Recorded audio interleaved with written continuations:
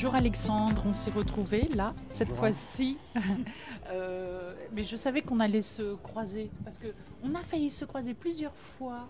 Enfin, je savais qu'on allait se parler, parce qu'on s'est croisés plusieurs fois, et on s'est loupé. Il y a eu une journée de gémologie où je devais suivre et donc j'ai pas pu. On va revenir à nos premières amours de gémologie, berceau du monde et du savoir. J'aimerais, Alexandre, parce que moi je suis ce que tu fais et j'aimerais que l'on parle un peu de ton parcours. J'aimerais que l'on parle aussi de ce qui te nourrit dans ta pédagogie, le fait que tu es professeur de gémologie. Je suis toujours très intéressée par ces profils-là parce que il y a beaucoup d'éléments qui sont en dehors de la gémologie, qui comptent et qui font un petit peu la personnalité. Donc j'aimerais, si tu veux bien, commencer par là. Oui, c'est vrai. Bonjour Anne, merci. Merci de m'entendre aujourd'hui. Oui, effectivement, on a failli se croiser à plusieurs reprises, notamment aux journées géologiques, par exemple. Et on n'est jamais loin. De toute façon, le village gémologie, il est assez petit. On allait finir par se croiser. Donc, bien moi, oui, je suis professeur maintenant. Je suis professeur de gémologie. Ça fait 5 ans maintenant que j'enseigne. Et pas seulement, je fais aussi de l'expertise de mon côté. Et effectivement, les professeurs de gémologie passent toujours pour être un peu des hurluberlus un petit peu, des gens un petit peu à part. Et effectivement, on ressemble peut-être un peu à la discipline qu'on enseigne, c'est-à-dire que la gémologie, pour moi, n'est pas une science, mais c'est quelque chose qui se nourrit de bribes de science et de bribes de discipline. La gémologie, elle est vraiment plurielle, il y a beaucoup de choses qui rentrent en compte, que ce soit dans le domaine scientifique, le domaine artistique, le domaine historique, etc., etc. Beaucoup de chemins mènent à la gémologie et la gémologie emmène vers beaucoup de chemins différents. C'est vraiment, donc c'est pour ça que je dis que c'est plutôt une discipline qu'autre chose. Et effectivement, les professeurs de gémologie souvent ne font pas que de la gémologie, ils font aussi d'autres choses à côté. Et ils ont rarement aussi un parcours linéaire. Je dirais, ils ont souvent peut-être un parcours Professionnel, tu veux oui, dire? oui, professionnel, et même de formation. Un parcours avec beaucoup de zigzags et mêlé de méandres sur tout ça et qui mène un jour à se dire bah, tiens, je suis professeur de gémologie, pourquoi que fais-je Et alors donc ton parcours à toi, comment il est? Alors mon parcours, moi, il a toujours été, je dirais un peu tout tracé. Je ne savais pas du tout comment parvenir à mes fins, mais c'était depuis tout gamin, je voulais absolument travailler dans les pierres, dans les minéraux. Bon, la paléontologie me plaisait aussi un petit peu, mais j'étais, comme beaucoup de gamins, dès l'âge de 10 ans, collectionneur de pierres. 10% de fossiles, 90% de minéraux. Parce que les minéraux, c'est transparent, il y a de la couleur. Ça rappelle quelque chose un peu instinctivement quelque chose de magique et qui interpelle vraiment dans le cerveau le plus profond, je dirais. Et donc j'ai voulu très très vite travailler à l'époque où certains de mes camarades ne savaient pas du tout, même ne pensaient même pas du tout à une profession. Moi, je savais que je devais passer ma vie dans les pierres. Alors je ne savais pas, il y avait beaucoup de chemins différents, beaucoup de métiers différents. Et un jour, j'ai découvert le métier de lapidaire grâce à un voyage en Auvergne que j'avais fait avec le club fossiles et minéraux de Soissons dans l'Aisne. C'était mon club de passionnés. Et j'ai découvert des lapidaires. Et je me suis dit, c'est vraiment ce que je veux faire. Je veux tailler des pierres. Alors je pensais qu'un lapidaire était un trancheur d'agate, un trancheur Oui, c'est d'abonis. souvent ce qu'on voit. Et c'est souvent ça, exactement. Le côté un petit peu, on pourrait dire, pour les touristes ou des choses comme ça, mais ce qui est très bien aussi. Donc j'ai voulu tout de suite faire ce métier-là. Et donc j'ai fait un CAP lapidaire à l'époque, enfin à l'époque ça existe toujours, heureusement. Et CAP lapidaire, je suis arrivé chez un maître d'apprentissage ici à Paris, mais je ne pensais pas, en fait on ne touchait pas une agate, je suis tombé en gémologie, je dirais, enfin pour la haute joaillerie, surtout pour la haute joaillerie. Et pour la place Vendôme, un patron à l'époque qui ne travaillait que pour la place Vendôme, je me suis dit bon d'accord, je veux bien faire ça. Et ça nous est arrivé parfois de travailler des agates quand même, hein. Mais effectivement, j'ai appris le métier, j'ai travaillé presque 11 ans en tant que lapidaire. Et ensuite, alors j'ai continué en cours du soir à faire de la gémologie. Enfin, en cours du soir, et puis je suis allé à la Saumur aussi pour faire une mention complémentaire. Pour faire, Ah oui, ouais, tu t'as je upgradé continuais. à chaque fois Voilà. ton Parce que, savoir. oui, parce qu'en fait, moi, passionné de minéralogie, je me suis aperçu que la gémologie existait, parce qu'en fait, je suis arrivé à Paris, je ne savais même pas que le mot gémologie existait. Enfin, pour moi, bon, ça relevait plutôt du bijou, hein, c'était autre chose, c'était un autre monde qui ne m'intéressait peut-être pas beaucoup au départ. Et puis, effectivement, j'ai quand même appris à l'aimer beaucoup, mais j'ai gardé quand même si aujourd'hui, je ne parle que de gemmes, des gemmes toute la journée, j'ai quand même gardé vraiment l'amour du minéral, de l'édifice cristallin qu'il est. Et c'est un peu ce que je vois en premier avant de voir la gemme. La gemme m'intéresse parce que c'est un accident de la nature, on peut dire. Une gemme, c'est comme un fossile, hein. On trouve une gemme, c'est une sur combien de milliards de pierres qui existent. Donc, mais c'est quand même la minéralogie qui reste. Donc, j'ai continué, donc j'ai fait de la gémologie, donc c'était en cours du soir, beaucoup. À Saumur, j'ai fait une mention complémentaire de gémologie aussi. Et puis, j'ai eu la chance immense de pouvoir rentrer en 2000 au laboratoire français de gémologie. Ah oui, À c'est un l'époque, sacré. oui, j'ai eu Enfin, vraiment une c'est une chance. entreprise qui est extrêmement connue pour son sérieux, pour ses Oui, analyses, pour. Ah oui, oui, Alexandre. complètement. Ah Et oui. j'ai eu vraiment l'opportunité d'arriver au bon moment, au bon endroit. Et d'ailleurs, j'ai rencontré mon mentor qui m'avait déjà donné des cours de gémologie, c'était Philippe Métralet, malheureusement qui nous a quittés il y a 20 ans cette année, et que j'avais eu donc la chance d'avoir comme professeur. Et ensuite, j'ai eu la chance de l'avoir comme directeur. Il était directeur du laboratoire qui appartenait à l'époque, qui était une branche de la CCIP, la Chambre de commerce et d'industrie de Paris. C'était la Direction générale des infrastructures commerciales, la DGIC. D'accord. Et donc, il a parfait, je dirais, mes connaissances. Et j'avais, je dirais, un professeur qui était, enfin, presque à demeure. Pendant 8 heures par jour, ou même des fois 10, je pouvais lui poser toutes les questions. Et puis, bon, il était intarissable. Donc, c'était un de mes deux mentors, presque gourous, je dirais. Il n'aimerait pas que je parle comme ça, certainement. Mais tu trouves pas que dans ce métier-là, pour certains, il y a quelque chose comme ça? C'est-à-dire que la gémologie, ce sont bien sûr des minéraux, mais il y a aussi la rencontre avec d'autres Oui, complètement. et qui tout de suite te mettent qui te font une sorte de passerelle dans leur monde. Oui, oui, oui. Et tout à l'heure, tu parlais de upgrader. Ouais. C'est un anglicisme un peu violent, mais il est tellement réel. Il m'a upgradé. C'est vrai que Philippe Métrain était une personne qui adorait enseigner. Il était prof à l'ING, il restait professeur très longtemps. Et il enseignait avec une douceur. Il était d'une gentillesse. Il était connu pour ça d'ailleurs, pour ses compétences évidemment, et aussi pour sa douceur.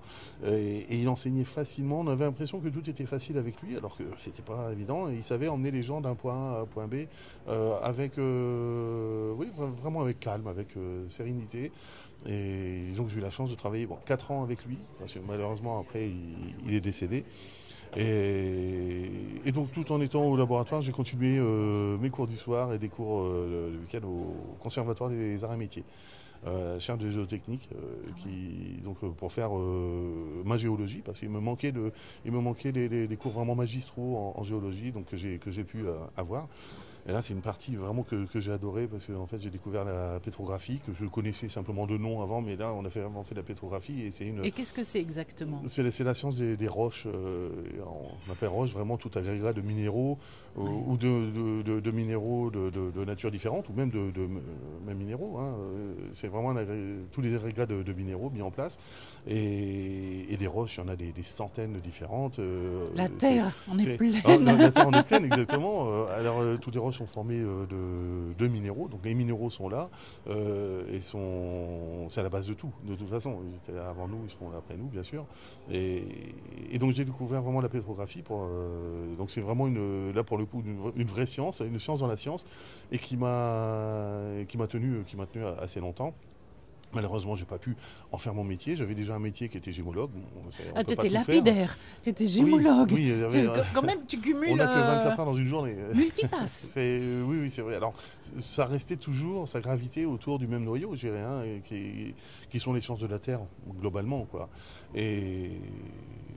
Et donc, je suis resté 20 ans au laboratoire de géologie. J'étais responsable du département pierre de couleur. Ça ne m'empêchait pas de faire du diamant et des perles aussi. Quand on est dans un laboratoire, on doit pouvoir tout faire, évidemment, et c'est normal. Et aujourd'hui, j'en suis très content. Je suis très content d'avoir fait des radios de perles, d'avoir gradé des diamants, des choses comme ça. Est-ce que tu as souvenir que à ce moment-là, tu as vu des choses assez exceptionnelles? Est-ce que c'était une période où... Alors les 20 ans au laboratoire, effectivement, c'est dans les laboratoires, en général, donc il n'y en a que 2 à Paris, enfin on va dire 2 en France, de grands laboratoires. Je ne dis pas qu'il y en a un à Marseille par exemple, mais c'est un peu différent. Mais dans les grands laboratoires, on a la chance de voir de très très belles pierres, de très belles pièces en général, des fois des bijoux montés. Alors ce qui est pas toujours, on n'est pas toujours à bonne école, parce que effectivement on peut voir des saphirs, des cachemires, des choses comme ça, mais c'est pas la vraie vie, c'est pas la réalité. C'est ça, c'est-à-dire que dans la pyramide de la bibliothèque, toi tu vois la pointe du haut, c'est-à-dire presque les pièces d'exception. Exactement, les plus belles pierres d'Europe et parfois du monde. On voit facilement des grosses pierres magnifiques, effectivement. Ça nous ravit, mais effectivement, ensuite quand on fait de l'enseignement, après on retombe un peu les pieds sur terre en se disant ah oui, mais le saphir ça peut ressembler à ça aussi. Le saphir n'est pas que cachemire, façon de parler bien évidemment, mais on a aussi beaucoup de saphirs australiens dans la vie. La vraie vie c'est ça. Et donc, je dis, on n'est pas à bonne école, c'est vrai. En fait, effectivement, on s'enrichit tous les jours de quelque chose, tous les jours d'une petite chose qu'on ne savait pas ou qu'on avait oubliée, et en laboratoire, on a la chance de connaître. Ce qui fait que tu te fais ta bibliothèque de couleurs, de nuances, de tonalités. Oui, exactement. Elle est drôlement importante, cette bibliothèque, excuse-moi. Mais oui. C'est vrai qu'on a tendance à reconnaître parfois une pierre juste en la voyant, même à un mètre, mais il ne faut pas s'arrêter là, on ne fait pas de gémologie presse-bouton comme on dit. Et c'est pour ça que quand on parle par exemple d'origine des pierres, je connais beaucoup de négociants qui reconnaissent les pierres de tel ou tel gisement rien qu'à la couleur. Alors je dis oui, mais il y a tellement d'exceptions. Effectivement, les saphirs sri-lankais les plus connus, ils sont bleu clair, ils sont taillés avec une multitude de facettes, etc. Oui, mais il y a toujours des mais et les pierres qui ne rentrent pas dans ce cliché-là sont nombreuses. Les pierres, j'ai discuté avec une amie il n'y a pas très longtemps qui va chercher des pierres en Colombie, qui me dit mais si dans telle mine elles sont plus foncées que de telle mine ou autre. Je dis, oui, mais il y a toujours un mais et on ne peut pas s'arrêter là. Ouais, la nature elle est vaste. Voilà, les émeraudes, il faut aller voir s'il y a des triphases et à quoi ressemblent ces triphases-là. Est-ce que ce sont vraiment des triphases colombiennes ou est-ce qu'elles ne sont pas afghanes? Enfin, est-ce que pour savoir si la pierre est vraiment colombienne, on s'enrichit effectivement, on a une mémoire visuelle qui est extrêmement importante.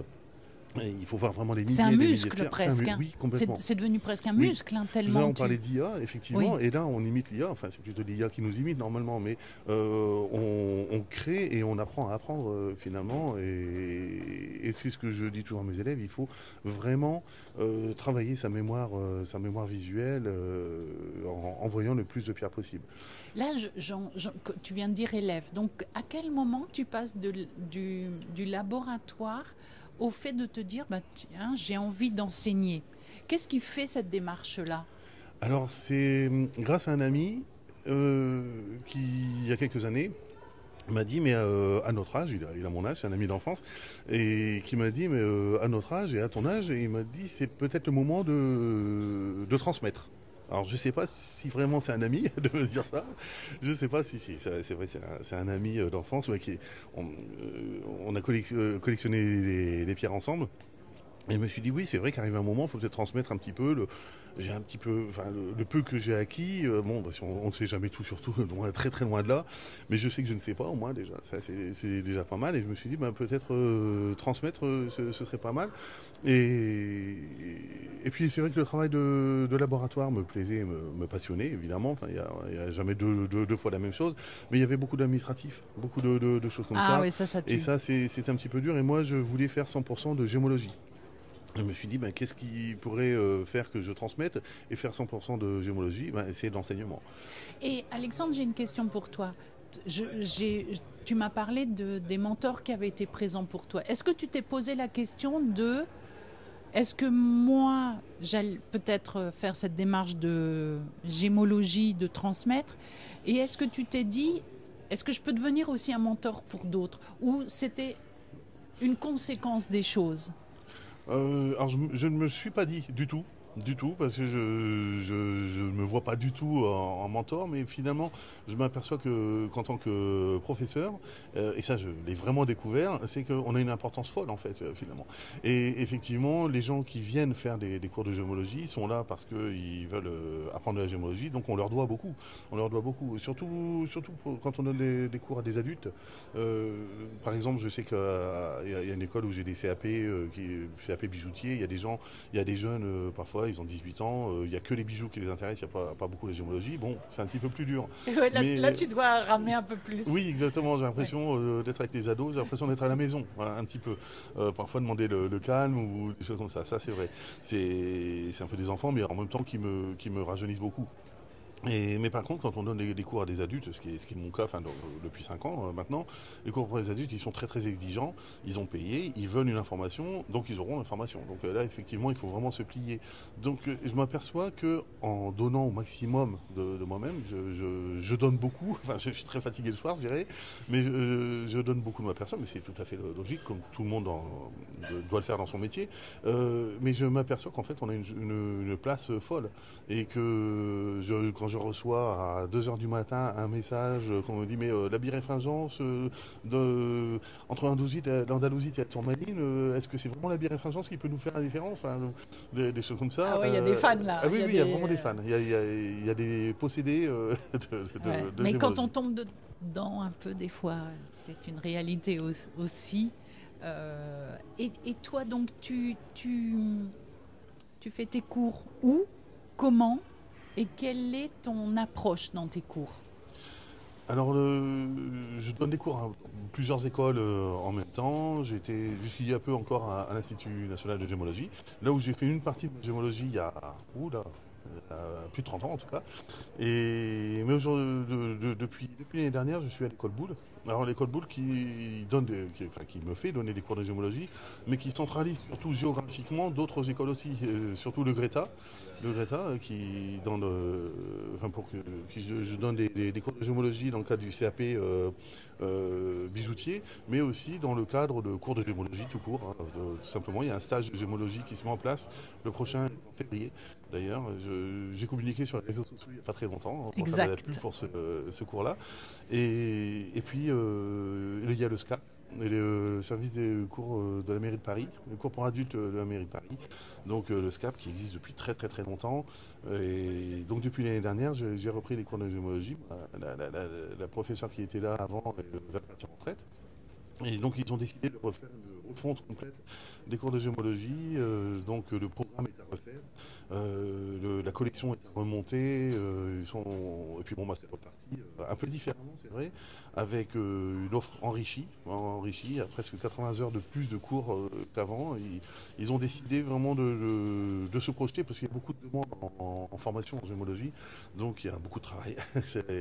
Et moi, mon approche pédagogique, elle est d'autant plus...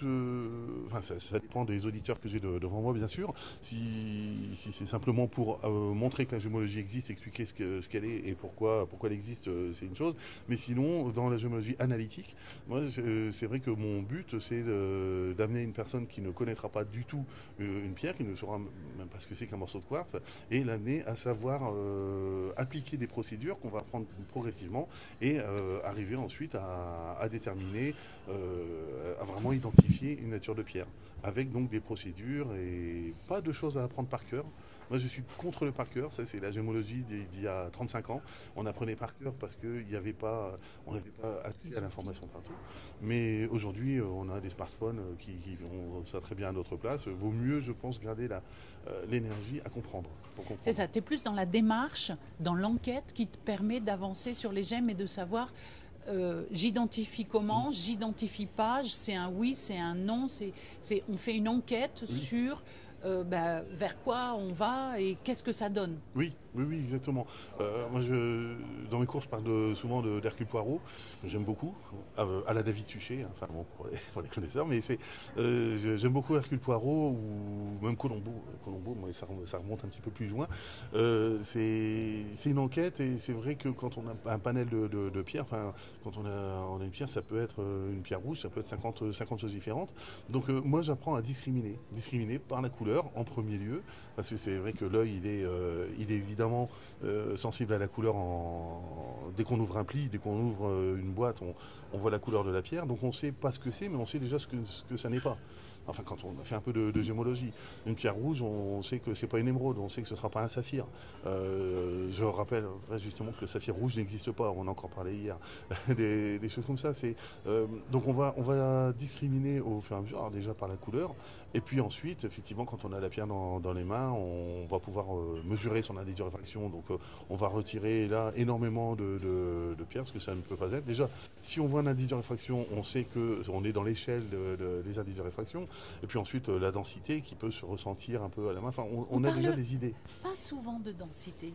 Oui, non, c'est vrai. C'est quelque chose. Et pourtant, il y a un ressenti qui est direct. Alors là, on n'a pas besoin de ni smartphone, ni IA, ni rien. On est sur le ressenti et laisser la sensation de la pierre. Oui. C'est peu le fond. Peu le fond. Alors effectivement, c'est quelque chose qu'il faut toujours quand même déterminer avec une balance hydrostatique, etc. Mais c'est vrai que pour des pierres déjà d'une masse assez importante, on fera facilement la différence entre un oxyde de zirconium synthétique et un diamant, par exemple. Évidemment, on aura quand même une densité bien différente. Et ça c'est quelque chose. La densité, c'est quelque chose qu'on réserve beaucoup plus pour les pierres ornementales, finalement, alors que ça nous donne presque autant de précision qu'un indice de réfraction. Et la densité, pour l'évaluer vraiment de façon très imprécise, on n'a pas besoin comme pour l'indice de réfraction, on n'a pas besoin du réfractomètre ou quoi que ce soit. La densité, effectivement, une pierre assez grosse, on l'a dans la main, ça et la conductibilité thermique aussi, qui est quand même très importante, ça fait partie des choses que le cerveau voit sans s'en apercevoir. Mais c'est pareil, dans ton enquête, c'est des éléments des plus que tu mènes. Oui, exactement. Mais de toute façon, normalement, il faut vraiment... alors ça, c'est la gémologie de salon, je dirais, hein, quand on prend la pierre dans les mains, comme on l'a vu encore ce week-end au dernier salon. On voit des pierres, on en discute, un peu comme des vins, un peu. Mais si on veut vraiment les analyser, eh ben, on a toute une série, on la passe à la moulinette, on a une série de blocs de discrimination à passer, c'est-à-dire, on disait la couleur, la densité, les inclusions, l'observation des inclusions, évidemment, et on élimine au fur et à mesure tout ce que ça ne peut pas être. Dans une émeraude, si on pense que c'est une émeraude, en tout cas on trouve un morceau de mica, on saura que c'est pas une émeraude colombienne, par exemple, des choses comme ça. Il y a des choses qui sont diagnostiques négatifs. Ouais. Est-ce que toi, parce que certaines fois dans les gémologues... Alors, dans les gémologues non scientifiques, ou je ne saurais pas dire exactement, mais en tout cas, certaines fois dans ce domaine de la gémologie, je vais le reverbaliser comme ça, il s'avère que les inclusions, c'est presque la partie sombre des pierres. Or, moi, je trouve que dans les inclusions, et j'aime voir les gemmes au microscope parce que je trouve qu'il y a de très belles inclusions. C'est pas pour autant que ça enlève des choses. Moi, je fait partie de ce club qui dit que non, il y a de la valeur dans les inclusions. Oui, complètement. Ça dépend de quel point de vue on se place. Effectivement, si je vends des pierres, je vais essayer de les vendre sans inclusion.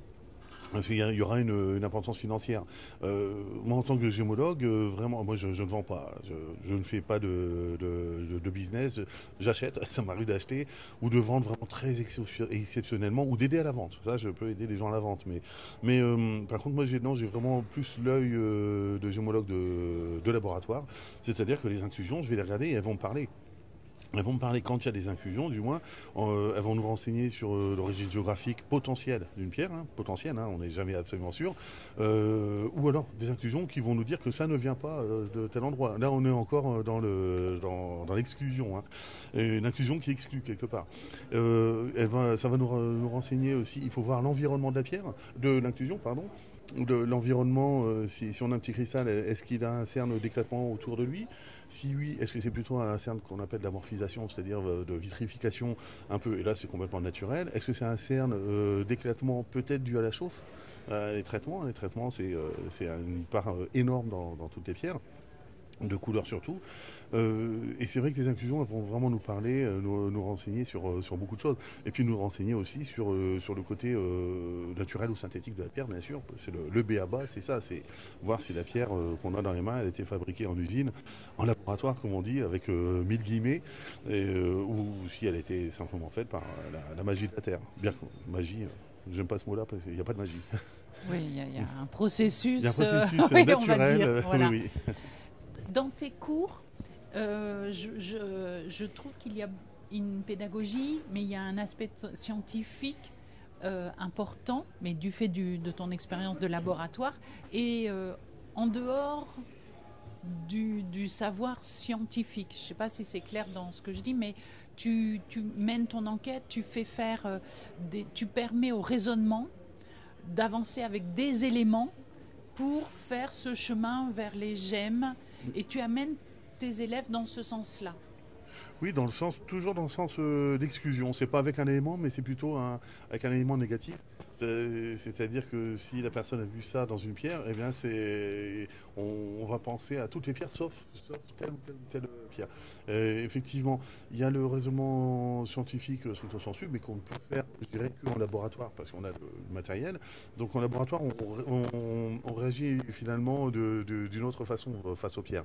On va tout de suite penser à l'aspect, à doser les éléments traces ou des choses comme ça. Pour les origines, hein, par exemple, je pense aux origines des émeraudes, des rubis, des saphirs. Or, sur le terrain, parce que l'enseignement en géologie, c'est la géologie de terrain, effectivement, on n'a pas tous ces éléments-là, donc on va plutôt chercher simplement savoir s'il y a du fer dans beaucoup ou pas beaucoup. C'est beaucoup plus imprécis, hein, c'est vrai. Mais on va peut-être travailler plus sur les tips. Maintenant, on dit les tips. Pardon, sur savoir avec un polariscope et juste une bille de verre, une bille empruntée à mes enfants qui jouent aux billes, voir en conoscopie, tout de suite chercher un axe optique ou des choses comme ça. On n'a pas besoin de la conoscopie, mais en tout cas, ça va tout de suite nous dire si on a plutôt une topaze ou une marine, par exemple, des choses comme ça. Donc, qui sont c'est pas la géologie primordiale, mais c'est la géologie accessible à tous et on peut avoir énormément d'appareils dans la poche, tout simplement. Oui, on est plutôt nomade dans ces cas-là, avec ces instruments-là.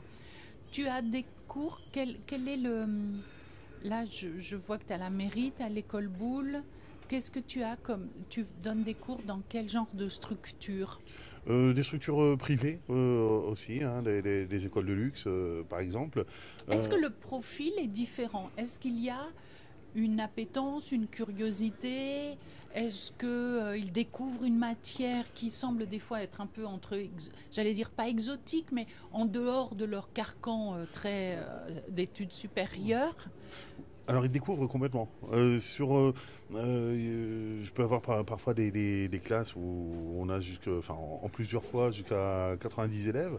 Et sur les 90 élèves, on va avoir 10 élèves qui seront vraiment intéressés par la bijouterie, qui veulent se lancer vraiment dans le luxe version bijouterie joaillerie. Et par contre, tous les autres élèves qui préfèrent se lancer dans les voitures de luxe ou dans les grands hôtels ou autres découvrent complètement, avec respect, avec intérêt, même s'ils savent qu'ils ne feront pas leur vie dedans. Ils découvrent aussi l'œnologie, par exemple, comme ça, et qui regardent avec le même œil. D'ailleurs, entre œnologie et gémologie, il y a quand même beaucoup de points communs dans les couleurs, dans les termes, surtout colorimétriques. Exact, oui. J'y avais jamais pensé. Tu vois, moi, j'ai pas ce parcours-là. Il y a des choses vraiment très très connexes, c'est vrai, dans la description des couleurs. Alors, évidemment, un vin sera jamais pléochroïque, mais on peut avoir. Oui, ça me fait rire. Ce serait un peu étonnant, mais c'est vrai que alors les œnologues utilisent beaucoup la fameuse robe grenat ou des choses comme ça, mais pas que.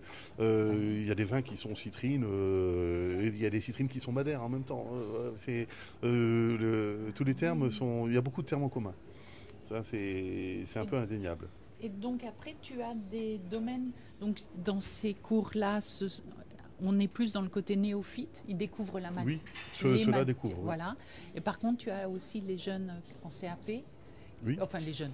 Ceux qui font des parcours de CAP. Et donc là, ils ont une approche de la bijouterie et découvre l'élément de la matière qui fait les l'élément bijoux. principal, normalement, effectivement, pour un joyau, c'est la pierre. La joaillerie, c'est la pierre. L'élément principal de la bijouterie, c'est plus le métal en lui-même.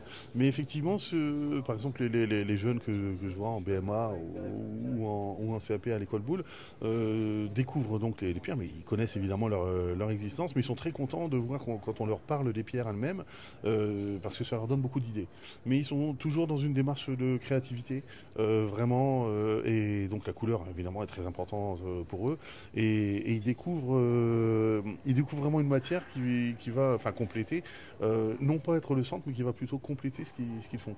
Et donc eux accueillent la gémologie vraiment avec un grand intérêt, quoi.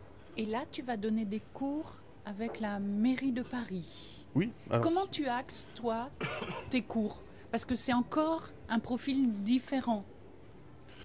Plus ou moins, oui, ou non? oui. Alors effectivement, c'est un profil très très différent. Alors on a la chance et le luxe, je dirais, à la mairie de Paris. Donc c'est les cours pour adultes de la mairie de Paris, subventionnés. C'est une association au départ. Aujourd'hui, c'est un peu différent.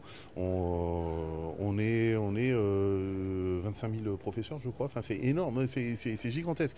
Parce que c'est Paris, mais c'est pas que Paris. Enfin, tous les gens du monde entier peuvent prendre en ligne des cours à la mairie de Paris. Et c'est vraiment un bureau immense, je dirais. Et là, par contre, il y a une mission vraiment très importante à la mairie de Paris. Il faut que les cours, c'est pas imposé, mais c'est un peu implicite. Il faut que les cours servent vraiment professionnellement aux gens. On a parfois des gens qui viennent prendre qui viennent postuler pour prendre les cours, mais à qui ça ne servirait pas vraiment. Des gens justement qui arrivent à la retraite ou qui sont vraiment lancés professionnellement, qui n'ont pas vraiment comme besoin. un plus. Oui, si c'est simplement un hobby, c'est pas possible. Et on a le luxe à la mairie de Paris, c'est de pouvoir choisir ses propres élèves.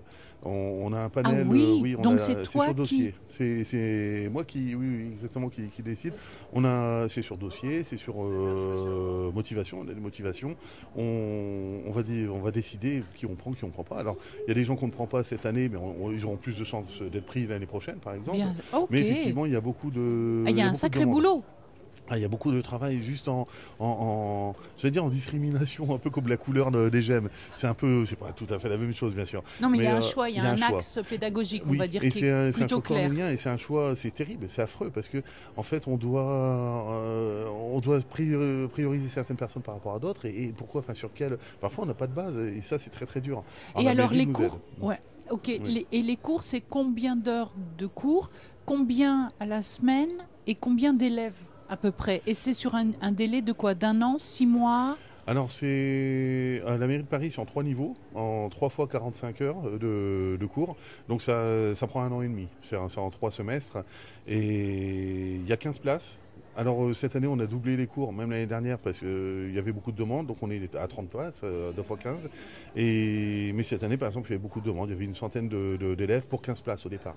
Wow. Donc c'est pour ça qu'on a décidé de dédoubler le niveau 1, dédoubler le niveau 3 aussi, parce qu'on a beaucoup de demandes. On avait une centaine de demandes. Il y a beaucoup de demandes pour l'éducation en gémologie. C'est vrai qu'il y a eu un boom dans le métier depuis la fin des confinements. Les gens n'achetaient plus de voitures de luxe ou peut-être moins de tableaux ou des choses comme ça, mais les gens achetaient des bijoux. Donc effectivement, le métier a bien fonctionné même s'il y a un peu un frein actuellement, mais attendons que ça reprenne, hein, bien sûr. Et donc effectivement, les gens se sont aperçus qu'il y avait besoin de la gémologie aussi. Il ne faut jamais faire l'économie d'un gémologue, au risque de perdre beaucoup d'argent, hein, parfois. Et ça on le voit presque tous les jours. Hein, c'est que la réalité, c'est que peut-être avant, ce métier était moins connu, moins coté, mais il y avait moins de conséquences, tandis que là, il y a peut-être des conséquences monétaires, financières qui sont assez importantes. Tu ne peux pas te tromper. Et on a découvert aussi les gemmes s'identifient. Oui.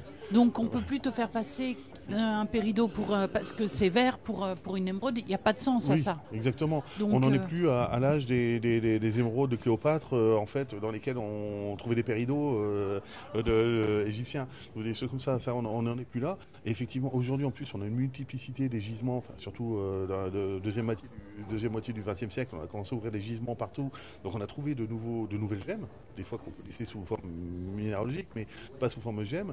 Et aujourd'hui, il y a vraiment besoin des gémologues et des traitements. Alors, moi, c'est un peu mon cheval de bataille, c'est les traitements. Il y a tellement de traitements. Quand on pense au traitement des rubis traités au verre au plomb, il y en a pléthore. On en voit partout. On en voit dans certaines bijouteries, en vitrine. Hein, on en voit. Et il n'y a pas si longtemps, j'ai un ami qui a voulu acheter un rubis, mais il me l'a montré un peu, je dirais presque par chance. Je l'ai croisé à ce moment-là. Et il allait acheter très très cher un rubis qui était traité au verre au plomb. Ben, la valeur n'est pas la même. Oui, Enfin, parce que ouais. il avait mis 5 chiffres. Il m'a pas dit exactement combien, mais enfin 5 chiffres, c'est déjà parlant, pour une pierre qui vaut que moi j'ai acheté pour mes cours, pour montrer dans mes cours, et que j'ai acheté sur Internet à 1 € pièce. Et encore, j'ai acheté beaucoup trop cher. Non, mais là, Et Alexandre, il y a de la tromperie, il y a de c'est- l'abus de confiance. oui. Il y a... Ah Enfin, oui. alors là, attention, on rentre dans le Alors, truc, attention, c'est même on n'est ouais. pas légal. Ouais, l'immense majorité des bijoutiers qui vendent des pierres dans leur vitrine n'ont pas de problème parce qu'ils savent où se sourcer, il n'y a pas de souci. Mais malheureusement, ça peut arriver une fois sur deux de temps en temps de voir une pierre traitée. Alors effectivement, quand on achète une pierre chez un bijoutier, qu'on s'aperçoit qu'elle est traitée, parce qu'il ne faut pas hésiter à aller voir un expert, voire un laboratoire de gémologie. Ensuite, le bijoutier, évidemment, la plupart du temps, il rembourse la pièce. Ça va jamais jusqu'au procès, enfin presque jamais jusqu'au procès. Mais il faut pas oublier qu'il y a beaucoup de traitements. Il y a moins de pierres synthétiques aujourd'hui. Je ne parle pas du diamant synthétique, je parle des pierres de Oui, couleur. oui. Hein. Il y a Pierres moins de de couleur pierres synthétiques, mais par contre, il y a de plus en plus de pierres traitées. Naturelles, compter, traitées, voilà. voilà. Et ça demande une information au client, au consommateur, Oui. qui est... pour moins que ça peut être problématique. Oui, Enfin, parce que c'est c'est le des choses... consommateur final qui paye et il a le droit. On a le droit de lui vendre une pierre traitée, mais il faut lui dire que la couleur n'est pas naturelle ou sa turbidité qu'elle n'est pas naturelle. Ou il a le droit aussi d'acheter une pierre synthétique, mais il faut qu'il sache qu'elle est synthétique, comme le diamant synthétique par exemple. Un peu de là. transparence. Oui, voilà, oui, ça tombe bien dans le métier. Un petit peu de transparence, ce serait bien. Et c'est pour ça que la France, enfin, on a une chance inouïe d'avoir le décret de janvier 2002 qui oblige sur tout le territoire français, c'est-à-dire France métropolitaine et Dom-Tom, de vendre une pierre traitée en disant qu'elle est traitée, vendre une pierre synthétique avec l'adjectif synthétique, etc. Là, on est obligé. On a cette chance-là. Mais certaines fois, ce décret-là, il passe un peu à l'as. Oui, malheureusement. Et c'est pas qu'il est tombé dans les oubliettes, et pourtant, il est fondamental. Mais alors, je sais pas. Alors, c'est le travail des gémologues, justement, entre autres, enfin, pas que, mais entre autres, de crier haut et fort, attention, il y a ce décret-là, parce que beaucoup de bijoutiers vendent des pierres sans connaître le décret. Ah oui. Et toi, moi, tu as eu ce profil-là aussi, parce que oui, tu as fait des beaucoup. formations Oui, à des oui. professionnels. Exactement. Pendant un temps, là, un peu moins, parce que j'ai moins de temps, mais j'allais beaucoup en province, en province, j'aurais pu aller à Paris aussi, pour donner des cours de gémologie à des bijoutiers qui voulaient en connaître un peu plus sur les pierres. Et évidemment, dans la première demi-heure, je parlais du décret et il tombait des nues en disant mais quel est ce décret, comment je vends peut-être des pierres traitées. Et alors c'était parfois le cas, parfois pas le cas, mais bon, quand on vend des rubis du Myanmar de Mongsu, on sait qu'une pierre sur deux, elles ont toutes été chauffées, mais parfois elles ont du verre qui affleure en surface et qui doit s'appeler traité. La pierre doit s'appeler traitée. Et donc, parce que tu ne vois jamais ça dans les vitrines. Tu ne vois jamais ça nulle rarement. part. Et Alors que c'est pas un gros mot non plus, tu vois. Non. C'est pas une grossièreté, c'est pas. Exactement. Enfin... De dire qu'un saphir a été chauffé simplement pour rehausser un peu sa couleur, enfin pour agrémenter un peu sa couleur, effectivement, ce serait pas un gros mot. Maintenant, effectivement, de prendre une topaze, de vendre une topaze bleu nuit, simplement en mettant topaze, alors qu'on sait que la pierre était complètement incolore au départ, là, par contre, c'est autre chose. Ça va un petit peu plus loin. Mais donc c'est vrai qu'on ne peut pas faire aujourd'hui l'économie d'un gémologue, d'un laboratoire de gémologie ou d'un prof de gémologie. Il ne faut pas hésiter à amener tous les auditeurs qui veulent faire ou qui font des cours. Il ne faut pas qu'ils hésitent à ramener les pierres à leur prof de gémologie. Mais c'est souvent, moi je Oui, dis souvent, tu sais, ça arrive beaucoup. ça arrive avec les pochons à la fin du cours. Attendez monsieur, j'ai 2-3 trucs. Ah oui, exactement. Puis on ouvre Et c'est le pochon. C'est très bien parce qu'en fait, il y a aussi une dynamique. Moi, je dis toujours à mes élèves, ramenez-moi vos pierres. Alors, on m'a même ramené une pépite d'or l'autre jour, enfin des choses comme ça. Mais je dis, en contrepartie, il faut montrer à toute la classe parce que ça fait partie du TP. Et effectivement, j'ai une jeune fille l'autre jour qui m'a ramené, non pas une pépite d'or, mais une quartzite avec de l'or dedans, et qui avait trouvé ça en France. Je dirais pas où, mais je ne sais pas où exactement non plus. Mais effectivement, c'était vraiment de l'or. Donc là, on n'est plus vraiment dans la gémologie, mais on est quand même dans les sciences de la Terre. Donc moi, ça me va tout à fait. Écoute, moi, grâce à ça, j'ai découvert les émeraudes d'Oural. Grâce à un élève comme ça qui avait...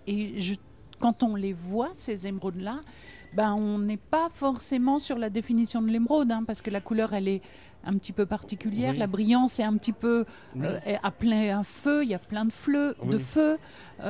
Et puis ce vert très tendre qui tend un peu vers ce jaune, qui a une pointe de jaune.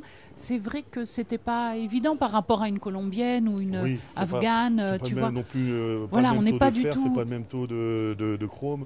Mais c'était une belle découverte. Il y a des élèves qui amènent des choses où on découvre. Ah oui, complètement. Les émeraudes de l'Oural, dans le sud, je crois, de l'Oural, on a découvert et on exploite toujours des émeraudes. Alors, il n'y en a pas beaucoup qui sortent de qualité gemme. Souvent, la roche peut être utilisée pour en tirer le beryllium, hein, tout simplement. Exactement. Mais c'est vrai que c'est du côté de Katerinburg, je crois. Enfin, c'est le sud, il me semble. Mais c'est vrai que les émeraudes de l'Oural sont connus depuis longtemps, en fait. Mais on en a, même depuis l'époque soviétique, mais il y en avait peu qui sortaient. Et il y en a toujours peu qui sortent. Mais il y a des gens que je sais qui se spécialisent, des Russes, qui se spécialisent dans les minéraux de l'Oural, parce qu'il n'y a pas que de l'émeraude. Je trouve que c'est ce qui est assez... une des conséquences de la gémologie, c'est l'ouverture sur le monde. Oui. En fin de compte, parce qu'on découvre des pays via des pierres, on découvre des gens via des pierres, on découvre des us et coutumes. Tu vois, le fait que dans le Myanmar, les pierres sont traitées, il n'y a pas tellement de doute là-dessus. Enfin, celle de Montsou, hein, celle de Montsou, pas celle de Bogok, évidemment. Donc, on leur demande, tu vois, ça permet des relations comme ça, d'ouvrir un peu son monde. Oui, complètement. Et moi, ce qui me plaît beaucoup dans la géologie, c'est qu'on fait beaucoup de géographie aussi. C'est vrai qu'on connaît des capitales, on arrive à situer quelques pays qu'on n'arriverait pas à situer habituellement. Alors, je ne suis pas un crack en géographie, hein, très loin de là. Souvent, je connais le nom des gisements, mais j'aurais du mal à les mettre sur une carte. Ça arrive, surtout l'Afrique. L'Afrique, c'est tellement immense aussi. Oui, puis il y a des mines qui existent certaines années qui sont fermées. Les autres années, je ne sais plus qui j'avais rencontré comme ça, qui était allé plusieurs années de suite. Et la mine, à un moment donné, c'était des trous dans la terre, des tuyaux. Et après, quand il n'y avait plus du tout de gemmes, c'est fini, quoi. Ça n'existe plus, ça se fait plus. Par exemple, c'est le cas en Australie de Argyle pour les diamants. La mine qui a fermé il y a 2 ans, je crois. Et non pas qu'il n'y ait plus de diamants, mais il n'y en a plus assez. C'est beaucoup moins rentable. Si un jour le diamant monte en prix, vraiment, ce sera peut-être rentable. Ils iront rouvrir. Mais là, ils ont mis la mine en stabilité. Ils ont refermé, mais tout est encore là. Ils peuvent rouvrir du jour au lendemain. C'est un peu comme... Je prends toujours cet exemple-là, le pétrole dans la région parisienne. On a du pétrole dans le Doguer, assez profondément sous nos pieds. Oui, on a des derricks d'ailleurs du côté dans l'est de la région parisienne. Et si un jour le pétrole augmente, il a tendance à augmenter, ça pourra devenir assez intéressant financièrement d'aller en chercher. Il faudrait qu'il monte quand même beaucoup d'après. Mais c'est vrai qu'en géologie, on étudiait pas mal le pétrole de la région parisienne. Il n'y en a pas des millions de barils non plus, mais on en a. Et effectivement, il faut que le cours, le pétrole, différemment des pierres de couleur, il a vraiment un cours. Il faut que le cours soit quand même assez haut pour que ça devienne intéressant à aller prospecter. Et le diamant, comme c'est peut-être la seule pierre qui ait un cours presque, pas officiel, mais presque, effectivement, une fois que ce cours aura repris en Australie, je pense qu'ils vont rouvrir, enfin, ils le disent eux-mêmes, ils rouvriront certainement les mines d'argile. Mais pour l'instant, elles sont fermées. Et puis bon, avec l'incertitude économique partout, on ne sait pas si ça rouvrira demain, quoi. Oui, ça fait partie des grands flous entre la finance, les Oui, considérations oui, nous, diverses et variées des politiques aussi des oui, États.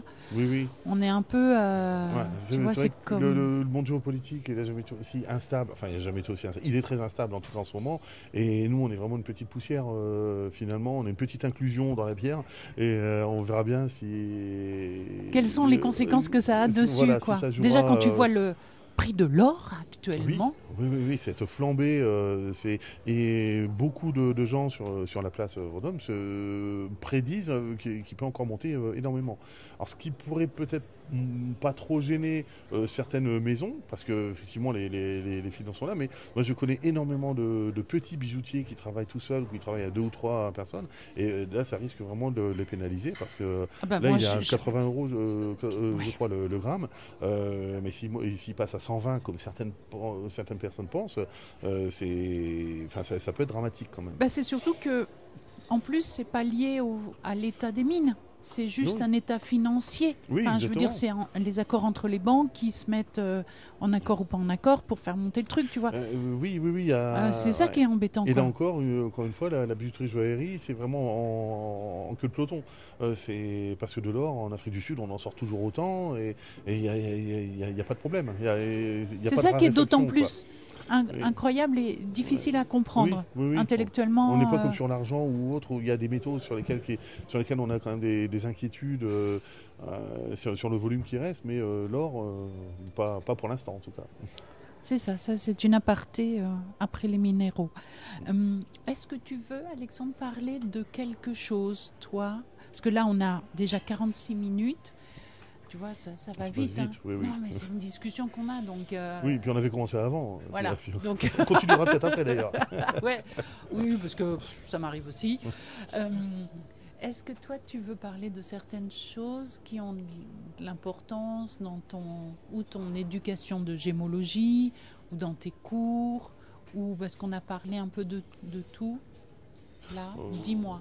Oui, il y a une chose que je vois chez mes élèves, je dirais, chez alors j'ai beaucoup d'élèves qui sont en réorientation professionnelle, qui ont commencé à faire un métier, qui le font très bien, et qui du jour au lendemain se disent non, je veux plus faire du contrôle de gestion. Moi, j'ai toujours aimé les bijoux, j'ai toujours aimé les pierres, ou des fois simplement les pierres, des fois simplement le bijou, mais c'est connexe, et donc ils viennent prendre des cours de gémologie.